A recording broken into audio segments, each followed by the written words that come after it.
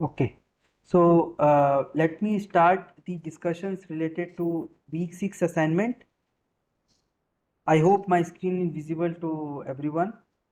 Now in the first question it is given that what are the statements which are true for forward converter. We know that in forward converter during DTS period your flux will start from 0, it reaches to the maximum value to which it can reach, and then it will fall down to 0 again to be reset for the next cycle. So that is the reason why what we have seen is that the first statement, the sufficient 1 minus GTS need to be provided for the flux core flux to get reset. Yes, it is true, because if you are not allowing the sufficient time, then there will be some flux which will be remaining, it will not come back to its original position, and then from there in the next cycle it will grow, it will become more in the next cycle, then again more in the next cycle, and then keeps on going. So that's why it is important for us to ensure that this sufficient 1 minus GTS period need to be provided. So A option is correct. Now in forward converter, flux goes from 0 to the positive maximum value and then come back to 0. So the flux swing is between 0 to 5 max. I mean, that's the C option which is correct. Then D option is the power from the source is delivered only during DTS period. So yes, in 1 minus GTS period, it will be freewheeling, the output current will be freewheeling from L load and the D2 diode. So that's why only during DTS period, the S1 switch turns on, the D1 diode gets forward biased, and that's when the input is actually supplying power to the load, or is being connected to the load. So that's why it's the A, C, D which is correct, and that's the reason why ACD options are marked. Then in the second problem, so let us see the solution for the second problem. In the second problem, I hope my screen is visible to everyone. In the second problem, it is given that the three-phase AC to DC converter is fed from 50 Hertz 400 volt mains. That means the input input line frequency has been given. It is operated with DQ control and generates a DC link of 750 volt. And it uses the inductance of 1 millihenry, obviously per phase we are talking about, and a triangular carrier of 10 volt peak to peak. 10 volt peak to peak means, if I say 10 volt peak to peak means my VC to minus VC. This value I have given 10 volt. That means if I calculate G value, the gain value, it is nothing but your VDC, which is V0, which is you are getting 750 divided by 2 VC. In this case, it is given, it is nothing but 10 volt. So that is been given. And then they have given that ISD value. So we are sampling the sinusoidal voltage, we are sampling in every cycle, and that sampled value will be converted into alpha beta, and then from alpha beta it will be converted into DQ components. So we have given that in one of the switching cycle, that ISD component we have already given, which is 37.5 ampere, which is given. So then we will be asking what will be the magnitude of Q axis cross coupling. So Q axis cross coupling is nothing but a cross coupling term for Q axis is nothing but omega ls ISD by G, and this when you put it to 3.14 times 50 hertz, 1 millihenry has been given, 37.5 is the value of ISD, and gain is nothing but 70 by 10, which is 70. I mean the 10 goes up, and that is what you will get the value nothing but 0.157 in that particular switching instant. In the next switching instant, when the ISD value will be different, so you have this value, this cross coupling term value will be varying, will vary as we go along. So this is the things related to the question number 2. So the correct answer is 0.157. We have given the range 0.14 to 0.17. So that's why if you wrote in between, it will be correct. Question number 3, it is given that the the supply, I mean, you are doing a DQ axis control, and since you are doing a DQ axis control, that means you have already aligned your D axis along Vs space vector in question number 3, and then now you have to see what will be the angle between the voltage space vector and the current space vector, and the angle between them will be nothing but your uh, cos phi of that angle will be nothing but your power factor. So it is given that let's say if your ISD is some component, let's say ISD, so ISQ will be half times that of uh, ISQ is nothing but half times that of ISD. So if you see in this triangle only, in this triangle, this particular triangle, so here we have Vs vector, here you have ISD component, then you have ISQ component, and then if you try to find out theta, which is tan inverse ISQ by ISD, which is nothing but tan inverse 1 by 2, and which is nothing but equal to 26.56 degree, and cos phi cos 26.56 degree, if you see, it will be 0.894 power factor. So that's the answer for question number 3. Then let us see question number 5. Sorry, question number 4. So question number 4 says that in the three-phase AC to DC converter control, aligning supply current vector with D axis. So when we align our supply space, I mean current space vector along the D axis, we are already aligning our voltage supply voltage space vector along the D axis, and there we are again aligning our supply current along the D axis. So basically we are doing the unity power factor current drawn. Again, we cannot say power can be flow from one side to another side, depends upon whether your either Vs peak is either your V converter is lagging, or your uh, you know supply voltage space vector is leading. So that we cannot say. Again, stable operation also cannot be said just by aligning the D axis along the Vs space vector. So that is why the answer is A, which is unity power factor correct.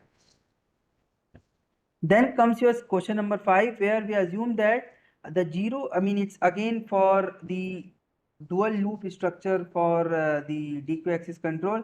And here we say that if the zero of the inner current loop controller is used to cancel out electrical time constant, then we have to calculate the integral gain of the current controller for the converter being fed from the 400 volt. These values are being given, all the values are being given, and we have assumed it is a conventional PI controller, and all the things are being given. So let us see how I can solve this particular solution. So in this we know that our I mean in the lecture number 29 we have already derived this particular expression, which is Kpc nothing but L by 2G K1 T sigma, and our KIC is nothing but Kpc by Ts. So we know that we have to first calculate T sigma, which is TD plus T1.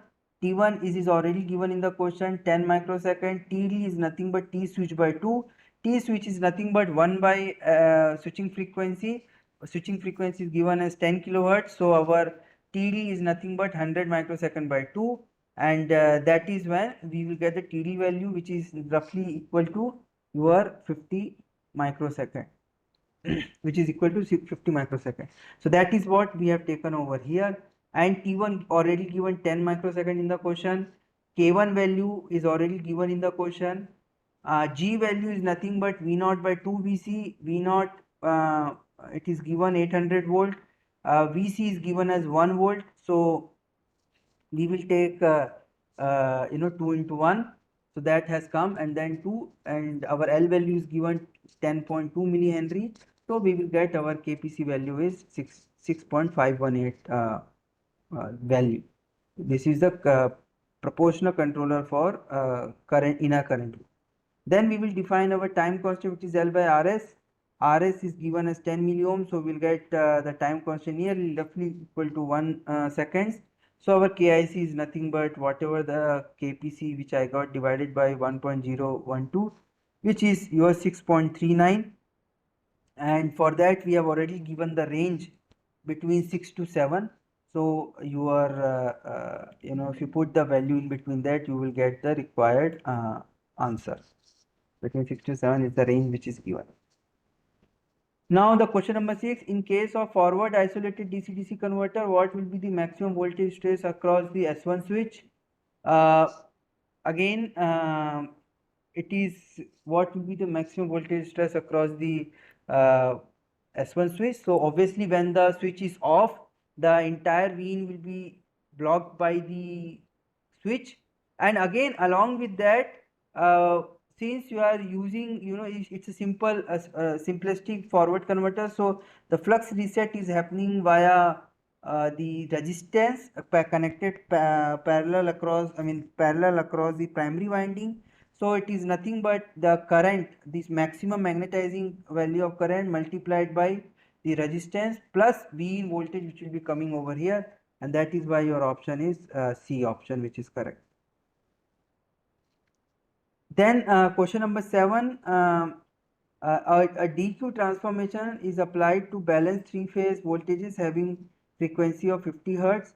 So we know that whenever we have a DQ transformation, our DQ axis will be rotating in a space with the speed same as that of the speed with which the Vs space vector will be rotating, and our alpha beta are the stationary axis, so that means they are stationary and the vector will be rotating. So if we see on the alpha and beta axis, we will see a sinusoidal variation, and since our space vector is rotating with 50 hertz, omega corresponds to 50 hertz, so our alpha beta will also be varying with the alpha component and beta component will also be varying between 0 and then peak value and then comes to 0 and then goes on in one line cycle. That means having a sinusoidal variation, and that nothing but is 50 hertz, with a frequency 50 hertz, because they are stationary and space vector is rotating with a speed corresponds to 50 hertz. So it's the, it's simple as that. When you sit inside the train and train is moving with speed v,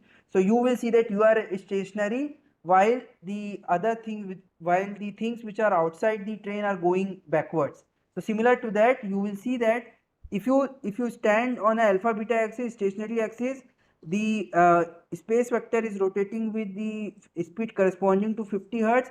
So you will see that the projections of those space vector along the alpha axis and beta axis will be having a sinusoidal variation of 50 hertz. So that's the thing. So first option is correct.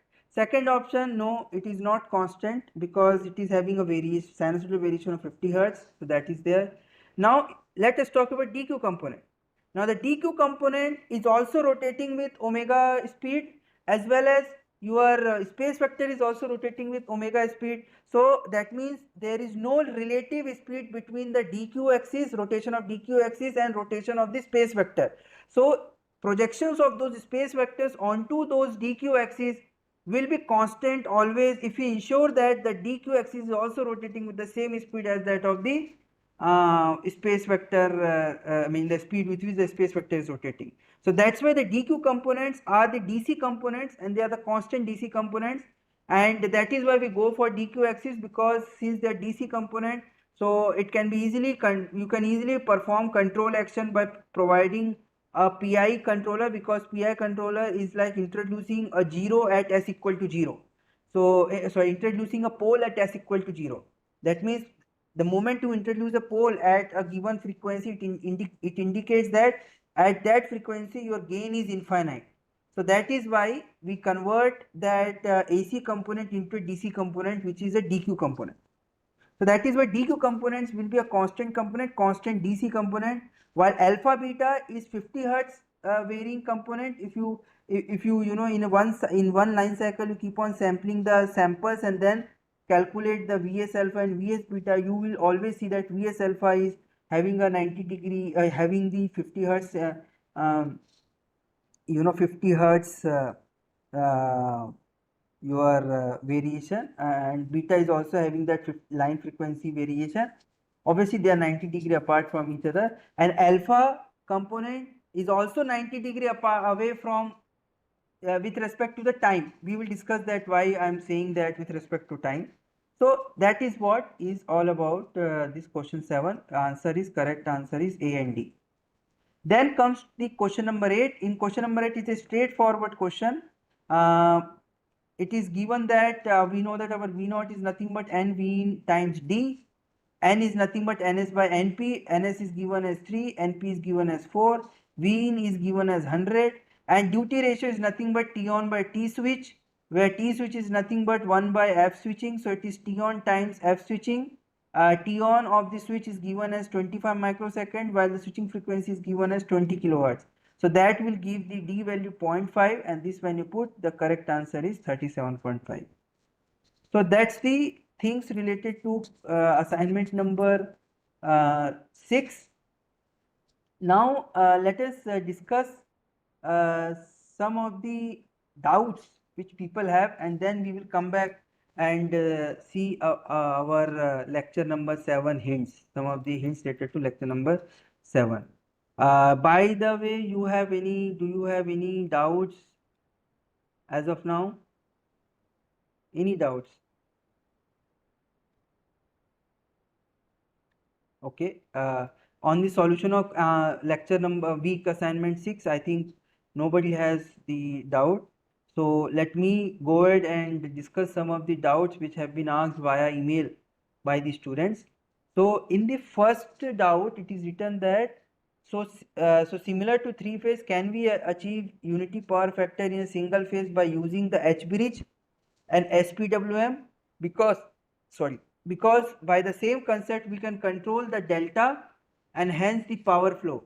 The only issue I could think of is the inductor size, since here inductor is on the line frequency side, and so the size will be bigger. But if we keep this sizing issue aside, is the above approach applicable for achieving UPF in single phase? The answer is yes. You can easily use this approach to obtain the unity power factor in case of single phase. However, the problem is obviously the inductor size is one problem as pointed out by the Devashis. Along with that, there is also one problem. See, in case of totem pole, we used to clamp one of the half bridge to either to VDC or to 0. But here both the half bridges will be varying between 0 and VDC. So both the pole will be having the voltages varying between 0 and VDC, and that will lead to first good amount of switching losses, because all the four switches will be switching at a very high frequency. Second, it will also generate more EMI issues, more what you can say noises, because and more DVDTs, because both the half bridges are switching at the high frequency range. So I mean the output will be keep on switching between 0 VDC, 0 VDC, 0 VDC. But yes, this concept can be used, and I used to also discuss that concept when I used to take the physical classes, but keeping the content within the required time limit. I have removed that, but yes, it is possible to obtain the unity power factor in single phase system using the same method. Using the same method what we have discussed in case of three phase AC/DC converter. Now the question 2, which was asked by Ramya, where for voltage control of three phase converter, we are getting voltage reference from the output instead of feedback. You are mentioning as feed forward. Could you explain why? Okay. I mean, I think I mean the question is not so clear, but yes, we are taking the feedback of the output loop or output voltage, and then we are comparing it with the let me record. See, we are taking the feedback from the output voltage sensor, and then we are taking it feedback and comparing it with the reference voltage, V not reference voltage, and that will give you that will be sent. So here I have error. I want this error to go to 0. So that's why we will take this voltage controller. This voltage controller will give the reference for ISD loop. Why ISD loop? Because we have aligned our ISD along IS space vector along the D axis. So that's why the Q component of current is completely zero, and D component of current is only there, and whenever there is a change in the output voltage, we need to draw excessive current. I mean, we need to either draw more current or less current from the source in order to ensure the output capacitor will, in order to replenish the energy in the output capacitor and maintaining. That's why it can maintain the output voltage at the required point. So accordingly, the supply current has to change. Since supply current has to change, ISQ is always zero, because we are aligning our IS space vector along the D axis. So that's why this voltage controller output will be determining the D axis, I mean ISD reference, which will be compared with the ISD feedback, send it to current controller, and then finally we will be having this feed forward terms, this VSD term, which is obtained from the supply voltages, VSA, VSB, VSC, and then convert it into alpha beta and then to DQ and then send it to this place. Similarly, here you have the cross coupling term where omega L IS feedback, ISQ feedback we have to take, and that ISQ feedback you will get by sensing the three currents, ABC current, convert that ABC current into DQ by using the theta generated by the PLL, and that will be used to feed it back into the loop as a cross coupling term. So that's the answer for the this one for Ramya. I think why we do not have the voltage controller Q axis model, I have already mentioned, because we are aligning our current space vector along the voltage space vector. So even if you, if I mean, so we ideally want to ensure that I space vector is in line with the voltage space vector, and that is only obtained when we force our ISQ goes to 0. Then only the entire, then only the angle, I mean tan inverse ISQ by ISD is 0, tan inverse 0, that indicates the angle between IS space vector and VS space vector is 0. So that is the thing we will get over there. Now the third point, Monica has asked, so flux goes from 0 to some value and again come to 0.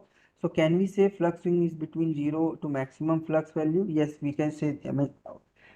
Precisely, I meant by that. See, 0 to some value means maximum you can go to the value where your core will get saturated.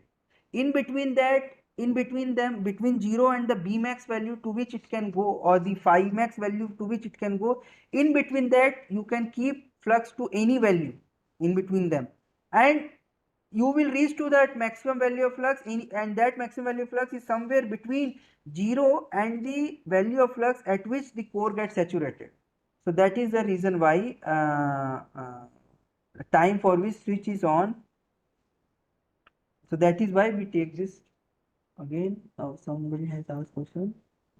Time for which switch is on is nothing but DTS period. Yes, it is true. It is DTS period, time for which the switch is on.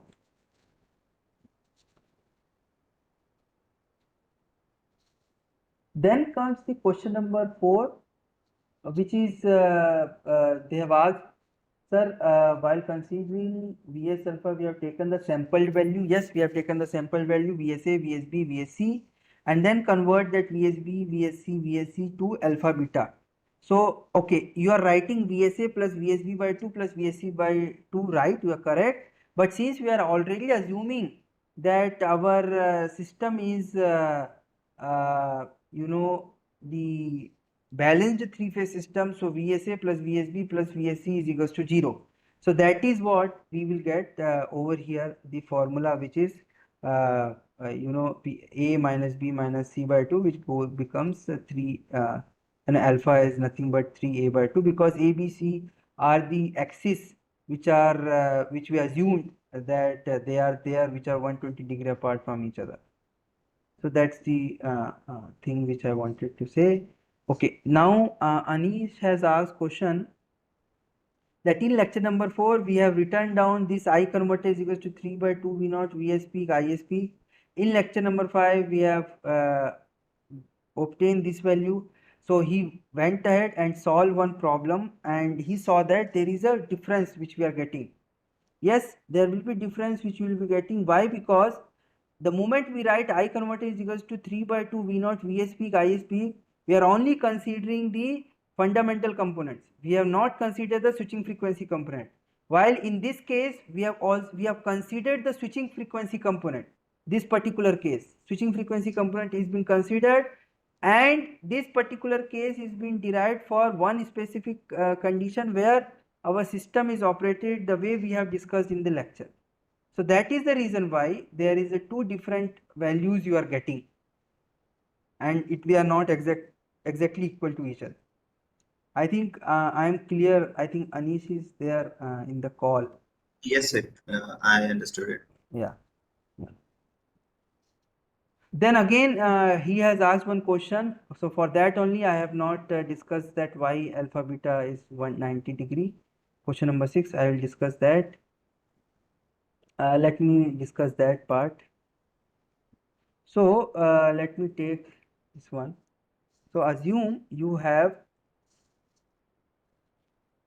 this is your alpha and beta axis, which has been there, and you have the dq axis. Again, we are not bothered too much about dq axis, which are some at an angle theta, which is nothing but omega t, and omega is the speed with which the d and q is rotating in the space, and this alpha and beta are the stationary. That means they are not moving; they are static.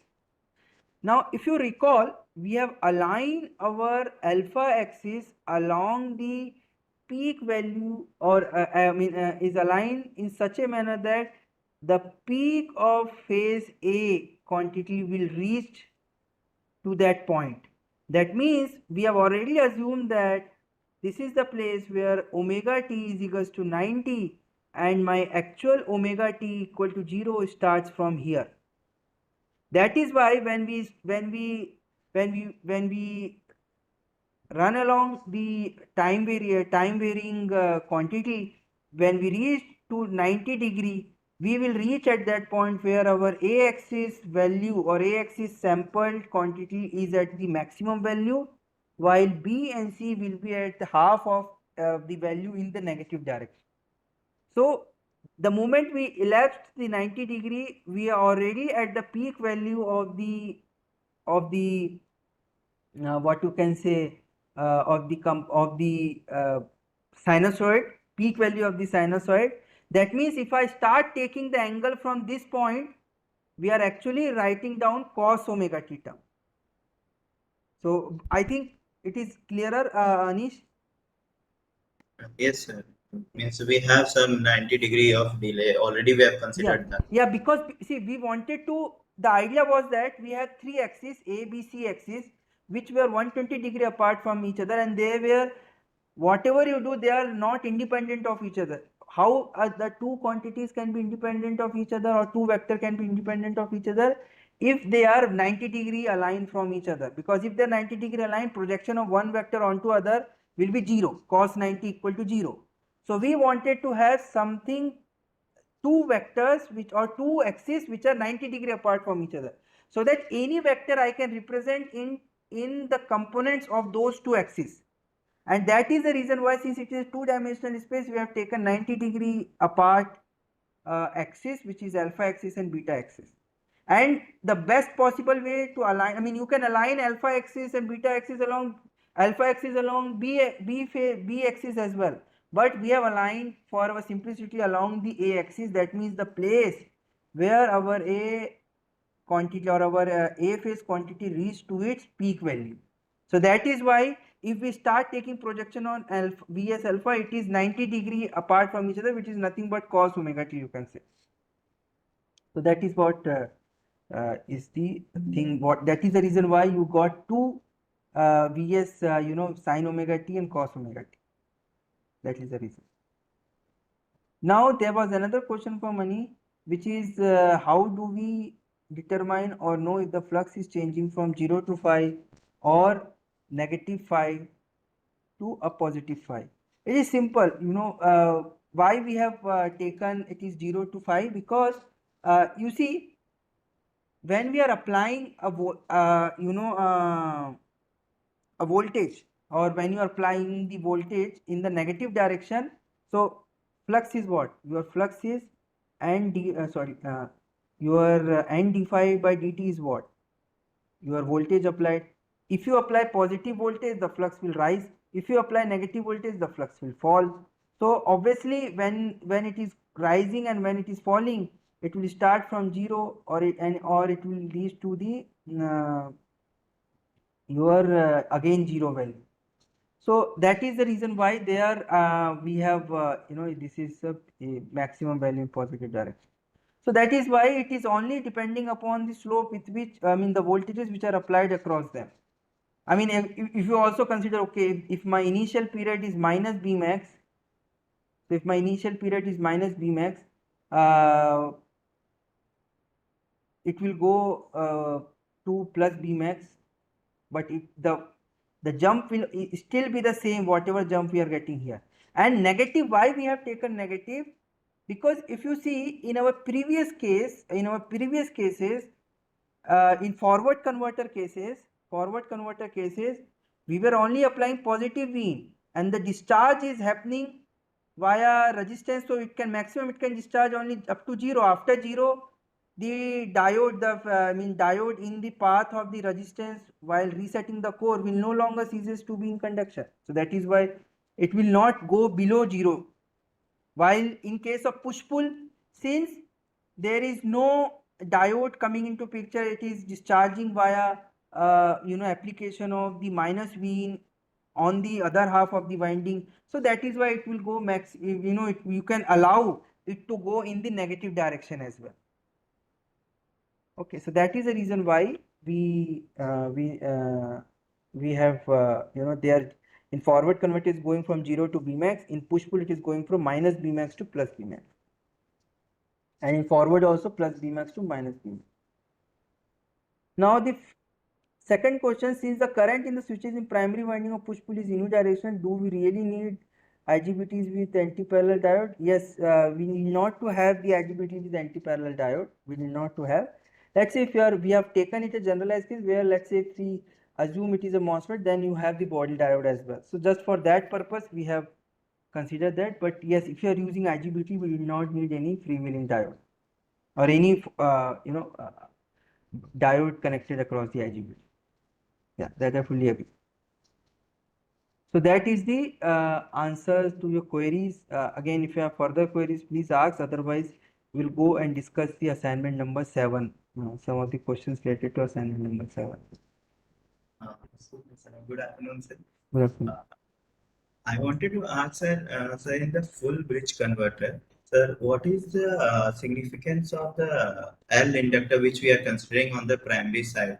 And if we are considering that L, how do we determine that L value? Like you have told how to determine the L and C value on the secondary side. But like if we are having L on the primary side, what is the significance So and why Anish, do we need it? yeah. So Anish, the L in the primary side is the L leakage, which is the leakage inductance of the transformer. Either you can have L leakage from the transformer, or you can put the external inductor, a small inductor, which will serve as the L leakage. And the significance of L leakage is just to give you the ZVS turn on of the switches in the lagging and leading legs. So I think when you see the lecture numbers 36 to 40, you will understand what is the significance of L leakage, because it will come in resonance with the output capacitance of the devices, and it will ensure the voltage goes to zero, and that's when you can your diode can turn on, and that's when you will achieve the short switching of the devices. So that's the significance of L leakage. However, it will yes. Sir, so will it always be equal to the leakage inductance of the transformer, or can we also add some Yeah, value to you in can order to obtain yes, ZBS? yes, you can add additional inductor also, in case if you want, if you wanted to achieve the soft turn on of all the devices. Generally you will see in lecture number 37 or 37 or 38, you will see we have discussed that for leading lag you can easily get a soft switching, but for lagging lag, obtaining a soft switching during turn on will be very difficult. So especially under light load condition. So in order to achieve the short switching of both the legs, you can put additional inductor in series with that of the transformer. You can put that. There is nothing harm in that. Okay, Okay. sir. Thank you, sir. See, leakage is equivalent to say that we have some inductance kept in series of the transformer, because leakage will no longer be part of the induction happening from primary side to the secondary side, electromagnetic induction happening from primary to secondary side. There is leakage is like independent inductor kept in series with the transformer. Now let us discuss some things related to assignment number 7. So let me open the assignment number 7. I think this Wednesday you have deadline for assignment number 7. Am I correct? Yes. Ah, okay. So let me discuss that part. Again, the question 1, it is straight uh, from the your like, it's not quite straight. You understand that when the D1 turns on, what happens is that D2 will see the entire voltage across these two winding, and I think that is enough for you to understand what will be the voltage across the D2 when it is turned off. So that will be the voltage stress across the diode D2 D1. Question number 2, again it is straight from the what you can say, lecture number 31. You can look into that. In question number 3, you can see the the operation of forward converter with demagnetizing winding or with the reset winding, and you will understand what is a voltage stress across the switch. Again in lecture number 31 you will get that. Question number 4, still it is straight for the forward converter. If the number of turns on the demagnetizing winding is 4 times that of the number of turns on the primary winding, that means I have already given ND and NP ratio. Then what is the maximum time for which S1 can be turned on if the switching frequency is kept at 10 kilohertz? So let me give you some hint how you can solve this problem. See, if we talk about from the perspective of the core, so core, in the core you have two windings. One is NP winding we have bonded, and the other one is the ND winding we have bonded, and the dot polarities here, dot polarities.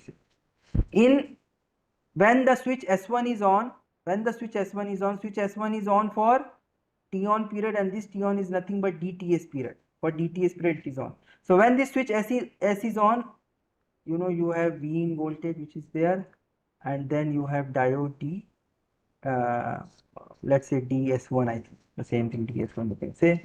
So when a switch S1 is on in DTS period, what is the voltage you are applying across the winding with NP number of turns? You are applying V in voltage. So what is the here in forward converter, the flux goes from 0 to 5 max, and then it comes back to 0. So this is the thing, it starts from 0, it goes to 5 max. So when it is going from 0 to 5 max, so in this period I know my d phi by dt, the rate with which flux is rising is nothing but, we know that d phi by dt is nothing but, I mean n d phi by dt is nothing but voltage. Our voltage applied is V in, so our d phi by dt is nothing but equal to V in by NP. So with V in by NP, it is rising, this particular flux is rising, and it reaches, in DTS period it reaches the value nothing but phi m. So you can just write phi m to be V in by NP times DTS. It will reach till this point, and then when you turn off this S1 switch, what happens is that you will automatically, because of the direction of the current is going into the dot, automatically in order to ensure the current in the core is maintained, or you can say the flux in the core is maintained accordingly. So the current will start flowing in this direction, and since current will start flowing in this direction, the voltage across winding, since the dot polarity is connected now uh, to the you can say the negative terminal of V in, So voltage across this winding with number of winding ND is nothing but your minus V in voltage which is being applied. Since the minus V in voltage is applied and this is the winding, put it on the same core, so the flux will now decay. It will decay with the slope nothing but minus V in by ND turns, and d phi by dt is this one. So it will decay from this value to 0 value, so that it can be turned on in the next cycle. I mean, so we want it to go down to 0 so that it will start from the 0 in the next cycle. Now since we wanted to calculate the limits, what is the limit, what is the maximum time, that means what is this maximum time. So that means what it indicates is that in the entire ts duration the current rise, I mean the flux rises and comes to 0, and then right at that point it will again start from 0. So that's the best possible scenario you can get. So that is why we can write our phi m goes from this flux goes from phi m to 0. So it is going from with a slope minus v in by n d in 1 minus dts period. And these two terms, you can easily equate them, and then you can put it down, and that will give you the limit on your duty ratio D. And once you know the duty ratio D, we have already given you the switching frequency. Let me see. Yes, we have already given you the switching frequency. So you know what is your TS, which is nothing but 1 by FSW, and from there you can easily calculate what will be the maximum value, what will be the maximum time for which you can allow your switch S1 to turn on. I think this much hint is enough. You can easily able to solve. Sir, Hmm. sir, so that means we have to equate the both of phi m equations to calculate the d. I mean, you can see I have already wrote down the terms accordingly. You Huh. can easily do that. So that Okay. means I have to equate them and calculate the d, correct, na? Yes. How to calculate the d? I didn't understand actually how to calculate the duty ratio d. So again the same thing. No, I have written down two equations. You put those two Huh. equations and calculate.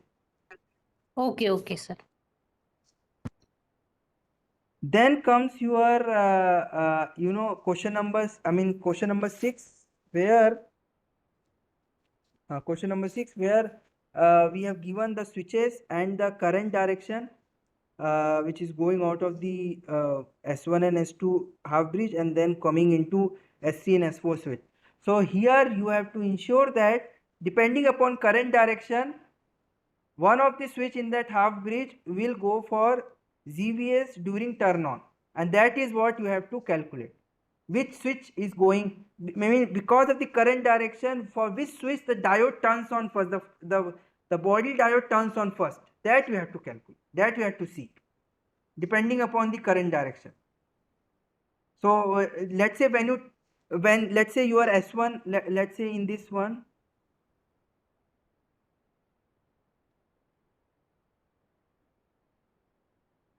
this is S1, S2, S3, S4.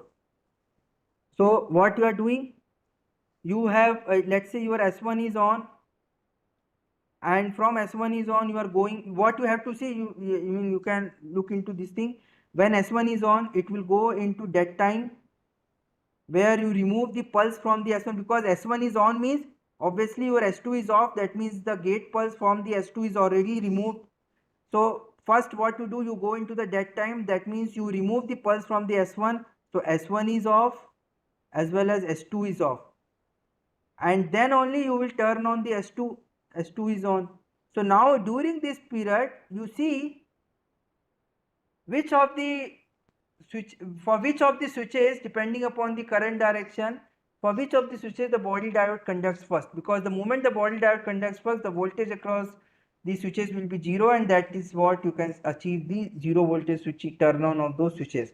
So accordingly you can see, I mean this is one thing. Again you have to see that when your S2 is on and S1 is off, so you go into the dead time mode, and then after the dead time mode you will switch over to S1 is on and S2 is off. So during that time both S1 and S2 is off. So during that time, again depending upon current direction, which of the switches for which of the switches the diode turns on because of the direction of current. So that you have to identify which switches will go into ZVS. Then see the question number 7. Again, question number 7 is quite simple. In this transition period, you define the expression for I of t, you define the expression of for V of t. I of t is going from some I naught value to non-zero value. So that means it is nothing but I naught into 1 minus t by t switch. Vt value is going from 0 to some fixed value, which is VDC times uh, with a value VDC times t by t switch. So that you integrate from 0 to t switch period. T switch period is your this period. 0 to t switch period, this you integrate, open it up, and then do the equation. You will finally get the energy expression, and then you put the I naught value, VDC value, and t switch value. All those three values are being given in the question. You will get the energy loss which is happening in that when the switch gets turned off. So you just have to solve this particular integration, putting these two terms, you have to just solve that particular integration. Because if you see, T switch is a variable which is already be given, 100 nanosecond. What we are trying to do, we have defined the I naught, I of t and V of t with respect to time t, and then we are integrating it from going from this point to this point, because after this point current goes to 0. So the product of VT and V of t and I of t is equal to 0. At this point, your V value V of t is 0. So product of V of t and I of t is 0. Only during this period there is some non-zero product of V of t and I of t. So that is why we have to calculate that. We have to multiply them and do the integration within that period, going from this point to that point to obtain that energy loss. Then I think question number 8, you can just look into that. Question number 9, again it's the simple condition for ensuring that the output, the inductor connected at the output of the half bridge have sufficient energy to change the state of C1 or C1 and C2. And so accordingly you can just write down those things and you can easily obtain the expressions. From lecture number 34 you will get. Then the question number 10 is just a straightforward expression V naught times 1 minus d divided by 2 F switching delta IL. Delta IL is given as 10% of I naught. I naught you can calculate P naught value and V naught value. P naught value is given as 500 watt and V naught value is given 50 volt. So from that I naught value you can calculate. F switching is already given, V naught already given. D you have to calculate, you can calculate using this expression, and you can easily calculate the inductor L. It's straightforward, quite straightforward. So I think this much hint is enough for you to solve the assignment number 7. And now let us see if you have further question. If you don't have further question, we will maybe end for today. If you have, you can ask questions. Otherwise, we will end for today. Sorry, sir. Can you please explain again how how can we say that flux is going from minus Bm to plus Bm or 0 to Bm? A little bit more explanation on. Yeah. See,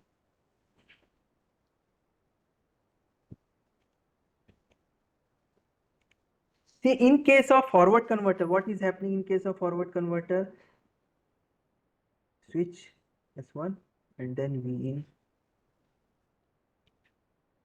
Assume we have this kind of architecture. Okay, I'm not bothered about secondary side because secondary side is the same. It's kind of the same thing. So Yes, now, sir. so just for this thing. So when you turn on the switch, what happens? You are now applying across the winding V in voltage. So your flux d phi by dt will now rise up with V in by NP number of turns. It will rise. So assume for now, I'll tell you why it will go down to 0. Assume it starts from 0. So it will go to reach some 5 max, some 5m value. Now what happens? You have now removed the switch S. You have removed the switch S, D1 switch, if you see D1 diode here. from here. I mean, D1 diode gets also turned off. The moment D1 diode turns off, what happens is that the current which was there in this direction will now start going through the diode D and RF for resetting the flux in the core. As a result of which, what will happen? The flux in the core will now, because see the voltage across this will no, there will not be any active voltage which is been applied. It will die down with L by R, L by RF. L is the magnetizing component of this inductor, and with this resistance it will die down. So it will die down. See, it will die down only up to 0. It cannot go below 0. It can only go up to 0 because there is no active voltage source which has been applied over here. So how the flux will get build up in the negative direction? It will go, it will, whatever is there non-zero value, it will keep on going and it will go to 0. And that's the best possible, I mean that's the maximum thing it can go. After that there is no flux, there will not be any current. That's when there will not be any diode D which gets forward bias, this diode which gets forward bias. Because there is no current, there will not be, I mean this diode will ceases to be in conduction. So that is the reason why the flux goes from 0 to some maximum value and then comes to 0 only. And then again in next cycle it will start from 0 only. It has only one option, that it will start from 0 only. Yes, sir, understood in this case. In case of demagnetization winding also, what you have in case of demagnetization winding also, you have a diode D. So the current is going until it becomes 0. Beyond that there is, I mean the diode, this diode will no longer be in conduction. So there is no way by which flux can go in the negative direction, because there is no voltage source which is been applied across the, or which is been connected across the winding. So it goes to 0. In case of push-pull, what happens is that you are now, you are now applying. See, what happens in push-pull, let's say this is S1, S2. I'm not sure whether it is S1, S2, whatever. Little bit more big. Okay. See, this is the V in voltage which has been there. So when you turn on the S2 switch, what happens? Your flux will go linearly. Assume it goes from, I mean now let us assume the 0. Why? I'll tell you the reason why it goes to 0. I'll just tell you the reason why. But let us assume it starts from minus phi m, some phi m, it goes to plus phi m. Okay, so it goes, and this slope is nothing but, let's say this is NP, this is NP, so it is nothing but V in by NP. Then you have 1 minus dTs by 2 period, where none of the switches is on, so none of the switches is on, and on the secondary side the diode will turn on, both these diode gets turned on.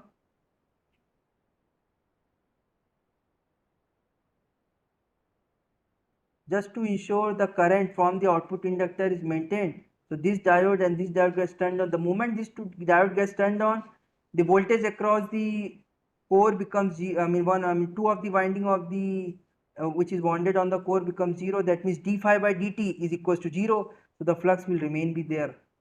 Now what happens in the next dTs by 2 period, you are now turning on S1 switch, you are not turning on the S2 switch, you are now just turn on the S1 switch. So the moment to turn on the X1 switch, what you are doing, you are applying the minus V in voltage across this winding NP. So the flux will die down. It will die down minus V in by NP with minus V in by NP slope, and you can allow it to go maximum up to minus phi m. Since there is an active voltage source which is there, you can allow it, or you can allow it to go up to the minus phi m. So that is why in case of push-pull it goes from minus phi m to plus phi m.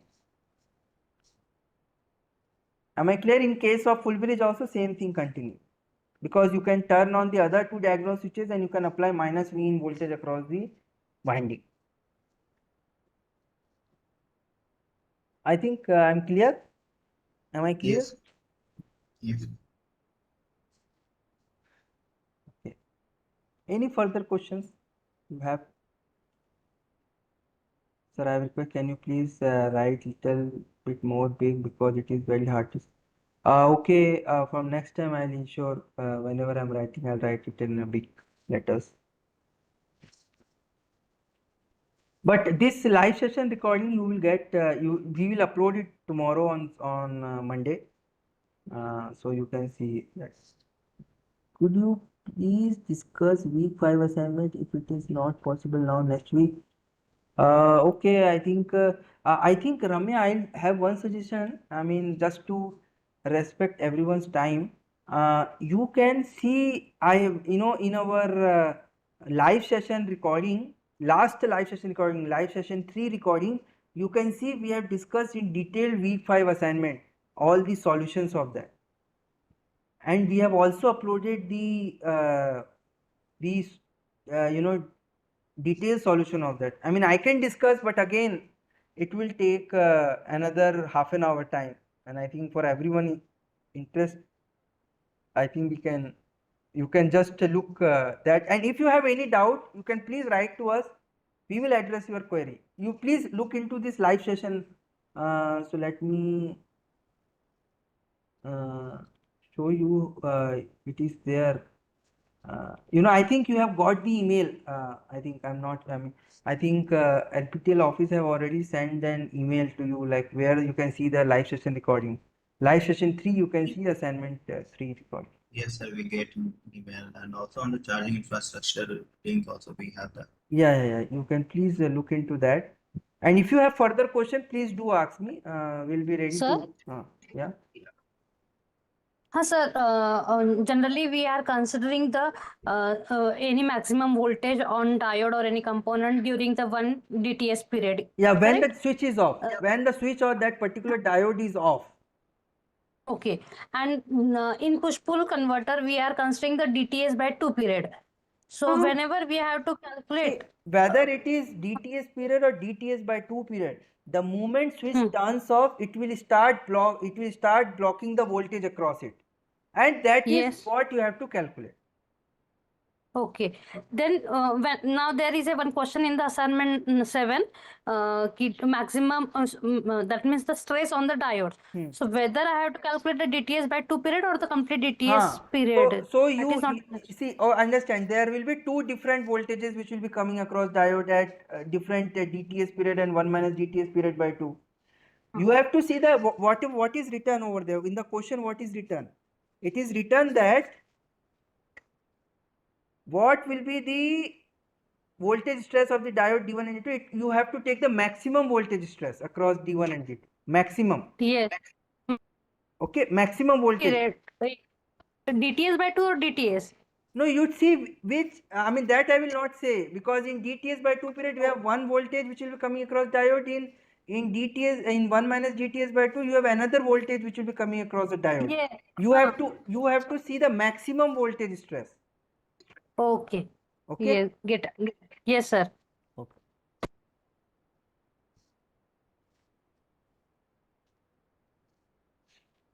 Yeah.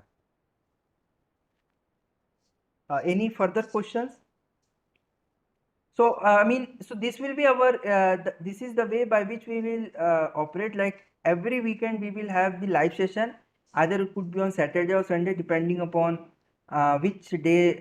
Let's say if some of the day, if I have some work, I may go. So that's why, like for yesterday, I had some urgent work I have to go. So that's why I've scheduled today. Assume if you could not able to attend this live session, please look into this live session recording, which will be uploaded by first half of Monday.